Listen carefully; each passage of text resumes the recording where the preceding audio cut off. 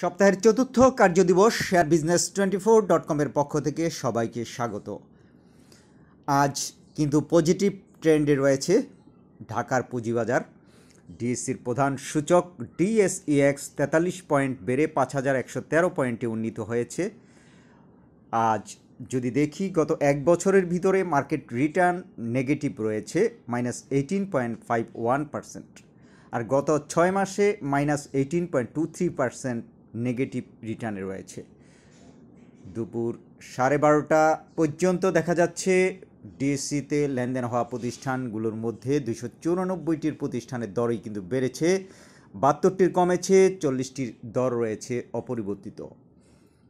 Positive ট্রেন্ডে যেসব share রয়েছে, অর্থাৎ যেসব শেয়ারের পজিটিভ মুভমেন্টের ফলে ঢাকার পুঁজিবাজারে যে আজ পজিটিভ লেনদেন দেখা যাচ্ছে, সেই প্রতিষ্ঠানগুলোর আমরা বলছি যে মুভার যে শেয়ারগুলোর মধ্যে প্রথমে বিকন ফার্মা, তারপর BRAC Bank, Renata, Square Pharma, Walton, Hitech, Ruby, LafargeHolcim, Olympic Industries, তারপরে কুইনুর কেমিক্যাল ও আইসিবি রয়েছে।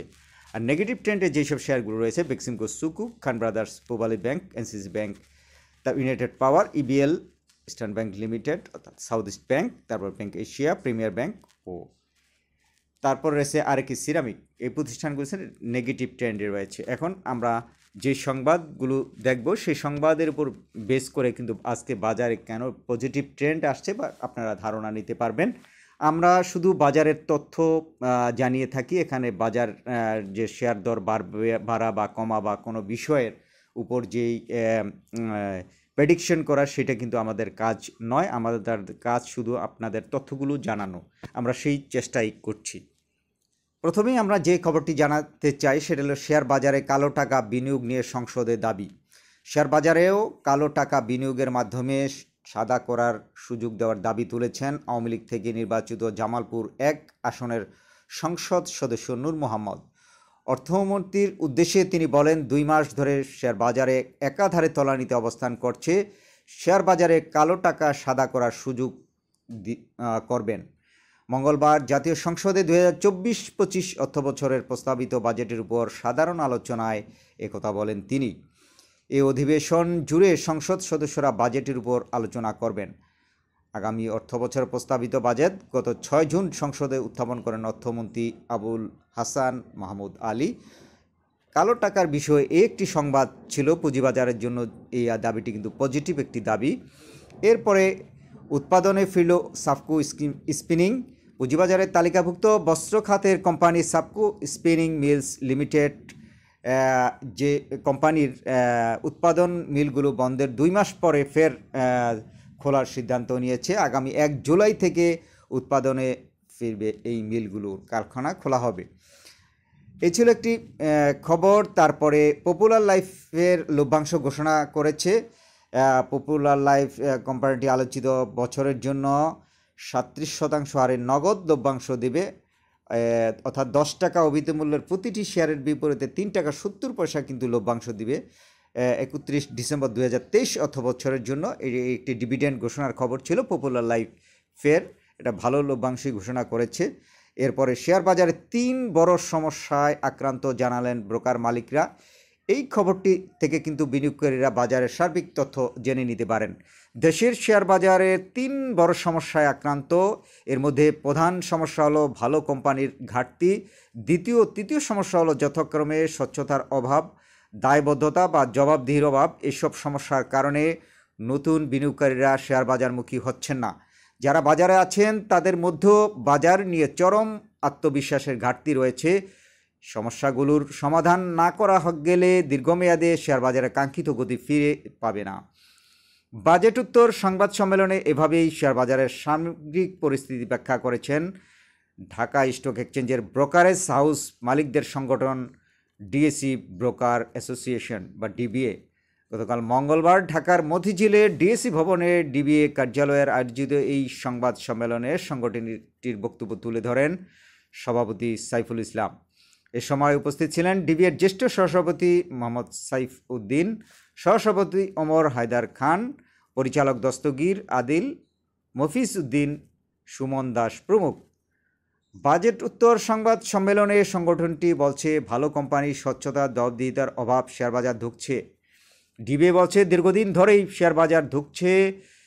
এ অবস্থার বাজারকে স্বাভাবিক ধারায় ফেরাতে হলে নীতি সহায়তা দরকার। তাই আমরা আশা করছিলাম বাজেটে কিছু নীতি সহায়তা দেওয়া হবে, কিন্তু নীতি সহায়তার বদলে মূলধনী মুনাফা বা ক্যাপিটাল গেইনের উপর নতুন করে করারোপ করা হয়েছে, যা বিনিয়োগকারীদের হতাশ করেছে। এ বিষয়ে ডিবিএ সভাপতি সাইফুল ইসলাম বলেন যে, আমরা মূলধনী মুনাফার বিরুদ্ধে নই, কিন্তু বাজার পরিস্থিতি এখন মূলধনী মুনাফার উপর করারোপ করার সময় নয়। তাই আমরা এই সিদ্ধান্ত 1 বছরের জন্য পিছিয়ে দেওয়ার দাবি জানাই। পাশাপাশি কীভাবে সহজ মূলধনী মুনাফার উপর থেকে কর কাটা হবে তার একটি পথ্য নকশা আশা করছি। বর্তমানে যে বিধান করা হয়েছে তাতে উচ্চ সম্পদশালী বিনিয়োগকারীদের ক্ষেত্রে এই কর হার গিয়ে দাঁড়াবে 41% বেশি। এতে কর দিয়ে কোনো সম্পদশালী শেয়ারবাজারের বিনিয়োগের আগ্রহ দেখাবেন না। এছাড়া মূলধনী লোকসানের সমন্বয়ের বিষয়ে সুস্পষ্ট কার্যকর ব্যাখ্যা দরকার। বাজেটে এ বিষয়ে স্পষ্ট কিছু বলা হয়নি। শেয়ারবাজার যাতে তার স্বাভাবিক ধারা ফিরে পায়, সেজন্য বিদ্যমান সমস্যা সমাধানের পাশাপাশি কিছু নীতি সহায়তা দরকার। কোনো বিনিয়োগকারীর নতুন বিও বা বেনিফিশিয়ারি ওনার্স হিসাব খুললে তাদের ক্ষেত্রে 10 লাখ টাকার বিনিয়োগের শর্ত সাপেক্ষে 3 বছরের জন্য কর অব্যাহতির সুবিধা দেওয়ার দাবি জানিয়েছে ডিবিএ। পাশাপাশি সংগঠনটি তাদের পুরনো দাবিগুলো নতুন করে পুনর্ব্যক্ত করেছে। এসব দাবির মধ্যে রয়েছে ব্রোকারেজ হাউসের লেনদেনের উপর উচ্চ কর কমানো, তালিকাভুক্ত কোম্পানির কর্পোরেট কর হার ব্যবধান বৃদ্ধি, শেয়ার বিপরীতে দেওয়া অনাদায়ী মার্জিন ঋণকে অনুমোদনযোগ্য খরচ হিসেবে বিবেচনার সুযোগ দেওয়া। এছাড়া সরকারি কোম্পানির শেয়ার তালিকাভুক্তির জন্য প্রধানমন্ত্রীর ঘোষণা বাস্তবায়নের পথনকশা ঘোষণার দাবি জানিয়েছে সংগঠনটি। ডিমিউচুয়ালাইজেশন বা স্কিম পর্যালোচনার দাবি জানিয়েছে। সম্প্রতি গণমাধ্যমে ডিএসির এক স্বতন্ত্র পরিচালকের শেয়ার ব্যবসা নিয়ে প্রতিবেদন প্রকাশিত হয়েছে। এই ঘটনার পরিপ্রেক্ষিতে কিন্তু ডিমিউচুয়ালাইজেশনের বিষয়টি নতুন করে আবার উঠে এসেছে। এছাড়া মার্জিন ঋণ সমন্বয়ের সমস্যার সমাধানের কিন্তু জানিয়েছে। 2010 সালে ধসের পর থেকে শেয়ারবাজার বড় ধরনের সমস্যা তৈরি করে রেখেছে।